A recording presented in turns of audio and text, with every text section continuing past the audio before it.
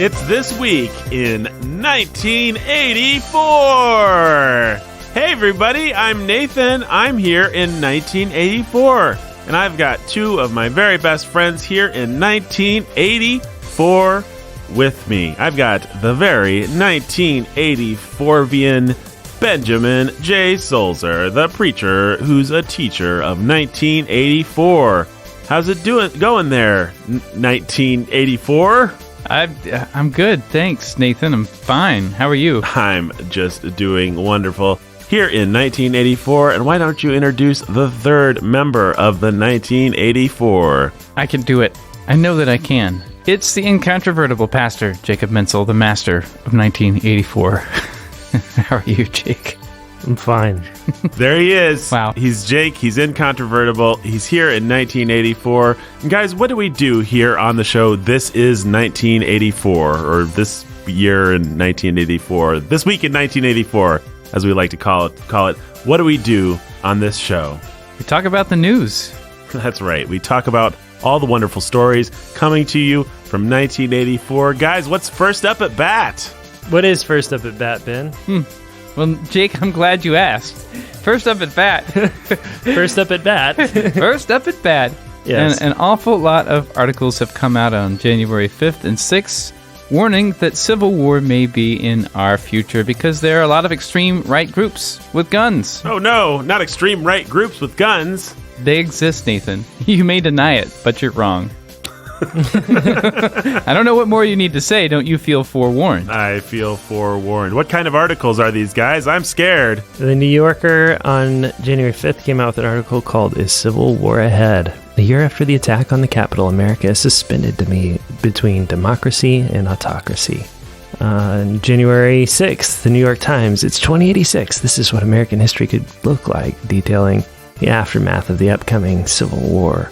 Market Watch. Civil war in the United States is far more likely than you think. In fact, it may have already begun. America's heavily armed far-right extremists fit the mold of those who've started civil wars in other countries.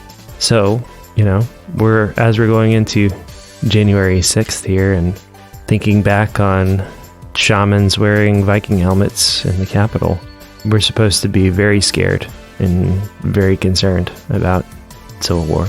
If there's one thing that shamans and Viking hats say to me, it's that the alt-right is going to rise up and we are going to have a horrible, bloody civil war in this country. What else is going on in 1984, guys? Oh boy! So many exciting things. Joe Rogan claims that CNN colored a video of him to make him look really sick. But the good news is that the Associated Press fact-checked that with CNN, and CNN and the Associated Press say, no, we didn't. Now, that doesn't explain why the videos look different, and Joe Rogan does, in fact, look sick in CNN's video, and not on the original video that he posted on Twitter. But they fact-checked it, guys. And if you won't listen to facts, what are you, some kind of alt-right Civil War-starting extremist? That's an excellent question. What else is going on in 1984, Jake? Well, speaking of fact-checking, mass formation psychosis is an unfounded theory spreading online, suggesting millions of people have been hypnotized into believing mainstream ideas to combat COVID-19. Psychology experts say the concept is not supported by evidence, despite the fact that if you rewind the tape just a couple years, you get a whole bunch of articles about Donald Trump being a master of mass hypnotism and creating mass formation psychosis. So it depends. Is mass formation psychosis a thing? Well, yes, if it's done by Donald Trump, but no if it's done by Dr. Fauci. That's absolutely right, Jake. If you put it all together in your head, it makes perfect sense.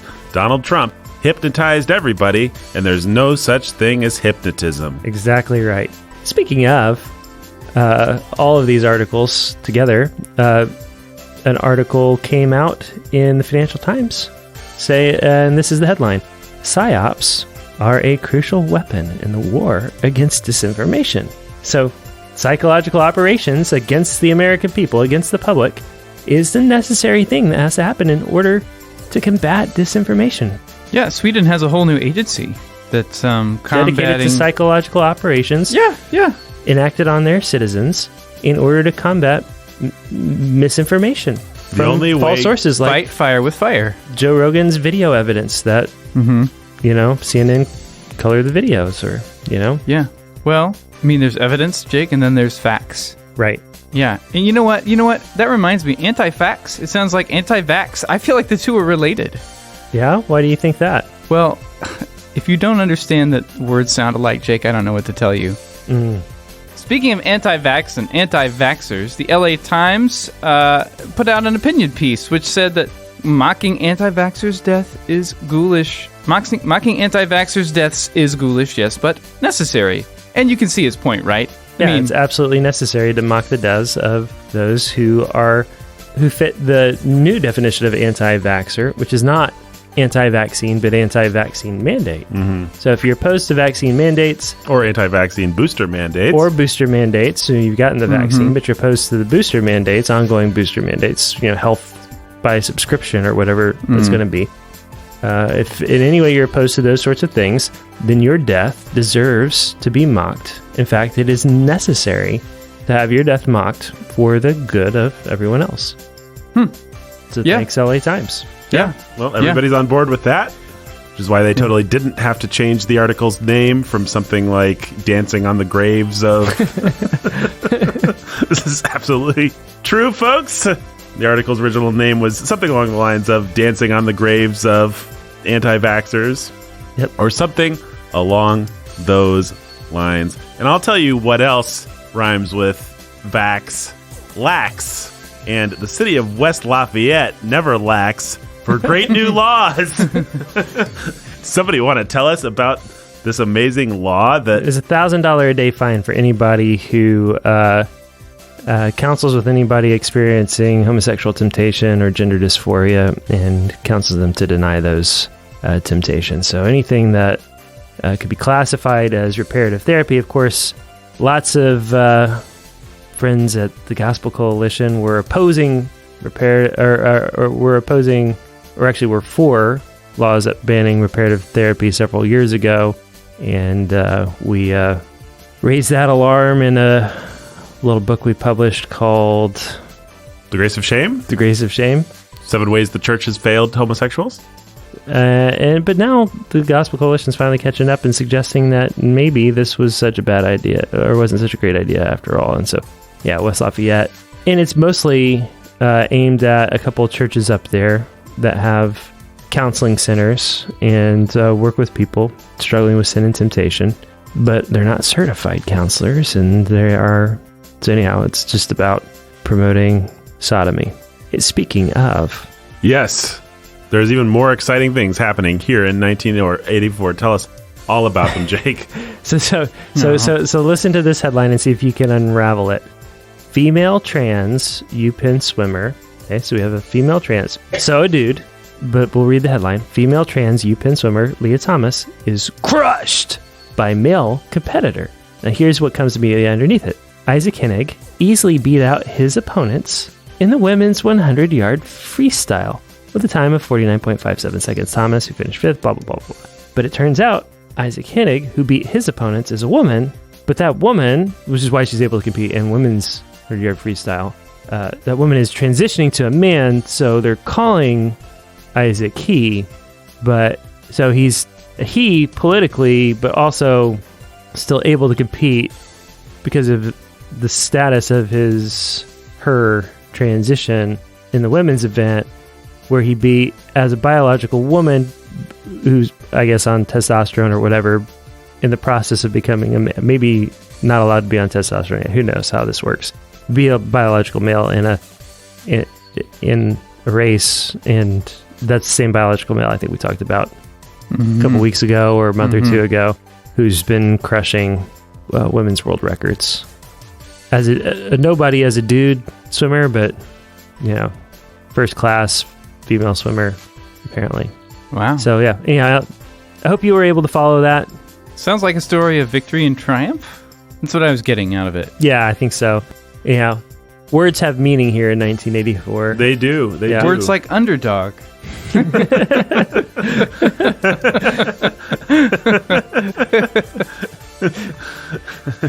Yes, that's true. Useless, sentimental words have meaning. Science is king. Definitions matter. And yeah, so do words. And if you click on random articles about swimmers, you definitely won't have to see pictures of people who have had their breasts surgically sawn off and have big, gaping scar wounds across their chest. Indeed. That's good to know.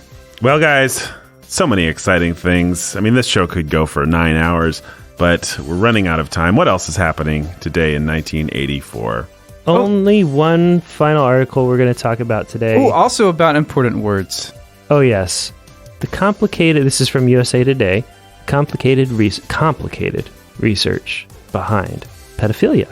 Researchers who study pedophilia say the term describes an attraction, not an action, and using it interchangeably with abuse fuels misperceptions. You know, I'm just so glad for the work that USA Today and that these scientists and researchers are doing.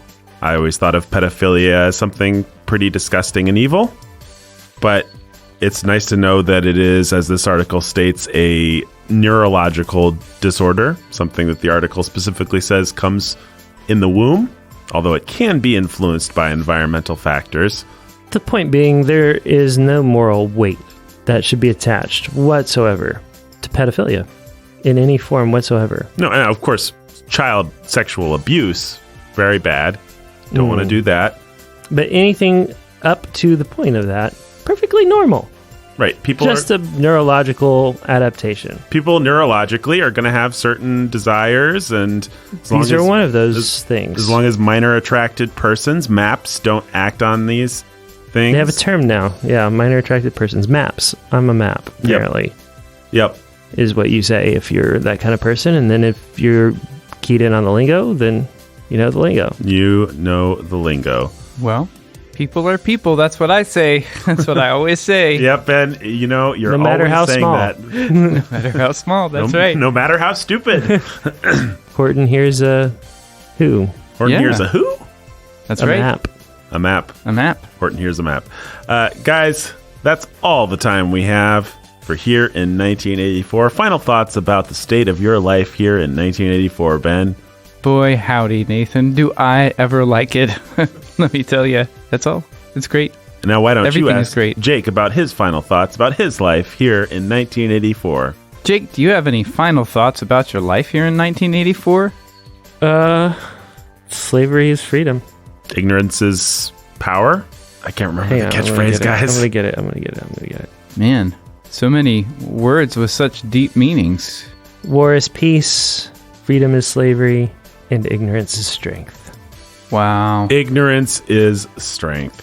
Well, if that doesn't sum it up, guys, I don't know what does. If you'd like more this week in 1984, more Sound of Sanity, go to patreon.com/Sound of Sanity and support this important work. We have not yet achieved a completely collective society yet. So we do need your support. And until next time, Stay sane.